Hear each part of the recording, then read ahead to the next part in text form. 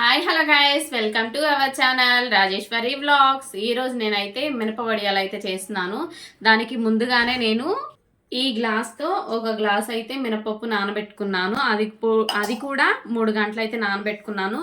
మా పల్లెటూరులో మేమైతే ఎలా చేసుకుంటామో నాకు ఈ రెసిపీ మా మమ్మీ అయితే షేర్ చేసింది.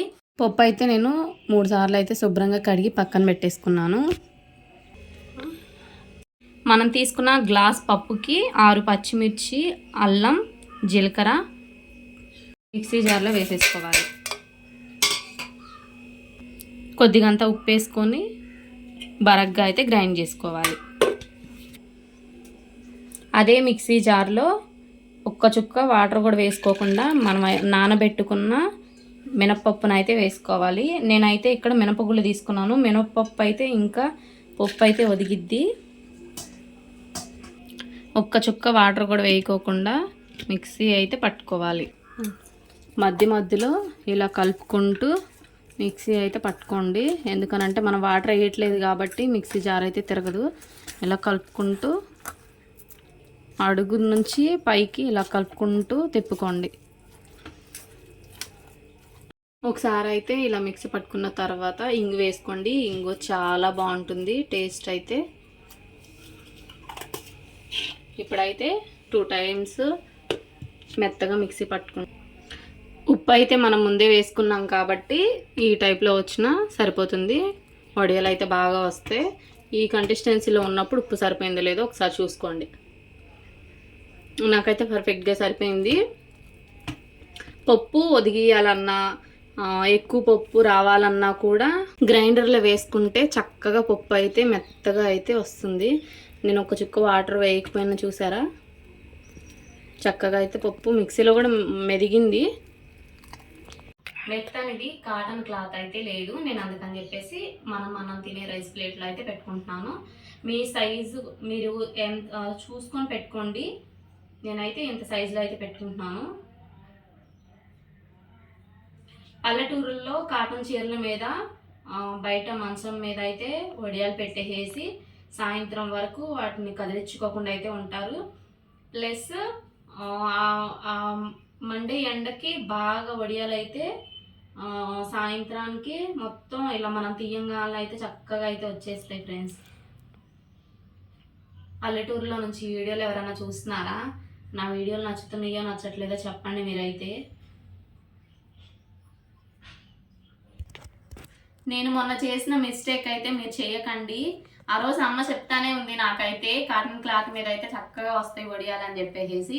నేను వినకుండా సిల్క్ గుడ్డతో అయితే పెట్టాను, కానీ పర్లా చాలా బాగా వచ్చాయి. ఈసారి నెక్స్ట్ టైం ఎప్పుడన్నా చేసేటప్పుడు కాటన్ క్లాత్ పెట్టుకుని అయితే చేసుకుందాం. ఇట్లా చిన్న చిన్నగా నేను ఇంకా పచ్చిమిర్చి, అల్లం, జీలకర్ర వేసేటప్పుడే ఉప్పు కూడా వేసేసుకున్నాను కాబట్టి నేను మళ్ళీ అయితే ఉప్పు అయితే వేసుకోలేదు. ఈ ఎర్రటెండలో రాయి పనికి కానీ వెళ్తే కంపల్సరీగా ఈ ఎండకైతే మండే ఎండకి మండిపోతాం ఫ్రెండ్స్. డాబా పైకి వెళ్ళలేక అసలు నేనే ఇంకా కింద కూర్చొని ప్లేట్స్ తీసుకొని వెళ్ళొచ్చు అని చెప్పేసి నేనైతే కిందే పెడుతున్నాను. ప్లేట్స్ అనుకో తీసుకెళ్ళచ్చు, ఆ ఎండకి డాబా పైన కూర్చొని వడియాలు పెట్టాలంటే చాలా ఇబ్బంది. ఇంకా అందుకని చెప్పేసి నేనైతే ఇట్లా అన్నం తినే ప్లేట్స్ మీద అయితే పెట్టుకుంటున్నాను. పొద్దున్నే పెట్టేసినట్టయితే సాయంత్రానికి ఎండయ్యి, ఇప్పుడైతే టైం వచ్చేసి 1 గంట ఆ టైం అవుతుంది. మంచి ఎండ వస్తుందని చెప్పి నేనైతే వడియాలు అయితే పెడుతున్నాను.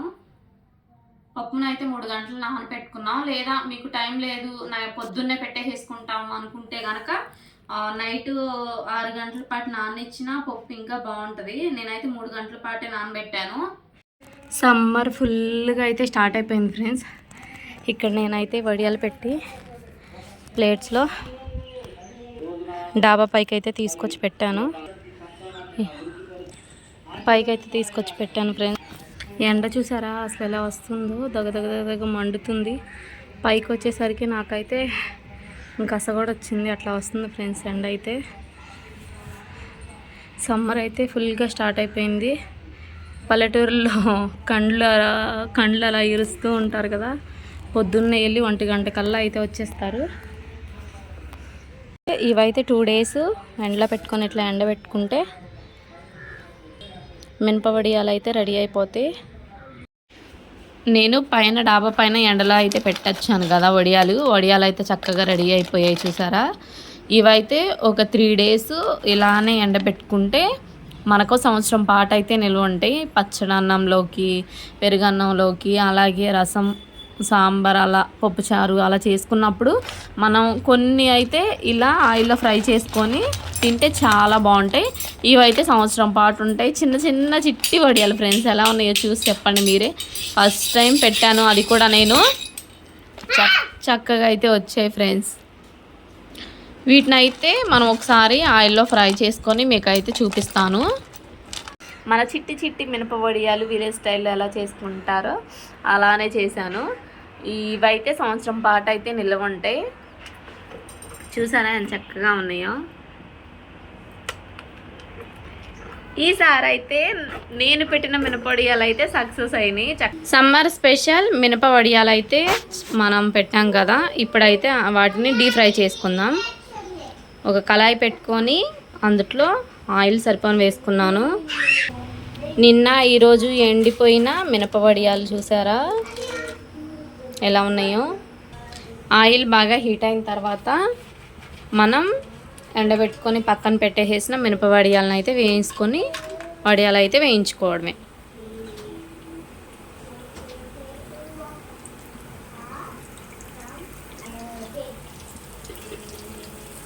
వడియాలు వేసిన తర్వాత అటు ఇటు ఏం తిప్పకుండా ఒక 10 నిమిషాలు ఆగిన తర్వాత తిప్పండి. నేను వీడియో అయితే కట్ చేశాను.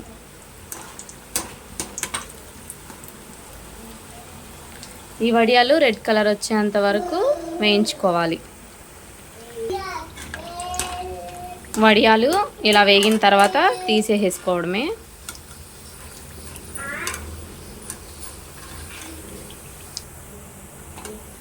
చూసారు కదా, మన మినప వడియాలు అయితే ఆయిల్లో డీప్ ఫ్రై అయితే చేసుకున్నాను.